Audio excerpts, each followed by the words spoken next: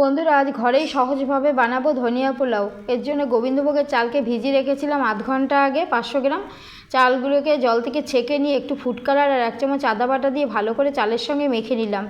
কড়াইতে আমি দিয়ে দিয়েছি একটু সাদা তেল আর 2 চামচ ঘি। এর মধ্যে দিয়ে দেবো ফোড়নে এলাচ আর দারচিনি, একটু ভেজে নিয়ে দেবো ভিজিয়ে রাখা কাজু কিশমিশ। এগুলোকে একটু ভেজে নেওয়ার পরে এর মধ্যে দিয়ে দেবো মেখে রাখা চালগুলো দিয়ে 10 মিনিট ভালো করে আমি একটু ভেজে নেব। ভাজা হয়ে গেছে, এর মধ্যে দিয়ে দেবো পরিমাণ মতো জল আর পরিমাণ মতো লবণ দিয়ে ভালো করে মিশিয়ে নেব। নিয়ে আমি 10 মিনিটের জন্য আবার ঢাকা দিয়ে দেবো। ঢাকা খুলে দেখে নেব যে এই চালগুলো সিদ্ধ হয়েছে নাকি। দেখো আমার চালগুলো সিদ্ধ হয়ে গেছে। এবার উপর থেকে ছড়িয়ে দেবো 1 চামচ গরম মশলার গুঁড়ো আর পরিমাণ মতো চিনি দিয়ে 5 মিনিটের জন্য আবার ঢাকা দিয়ে দেবো। ঢাকা খুলে ধনেপাতা ছড়ালেই তৈরি হয়ে যাবে ধনিয়া পোলাও। রেসিপিটি ভালো লাগলে একটা লাইক দিও। নতুন বন্ধুরা চ্যানেলটিকে সাবস্ক্রাইব করে আমার পাশে থেকো।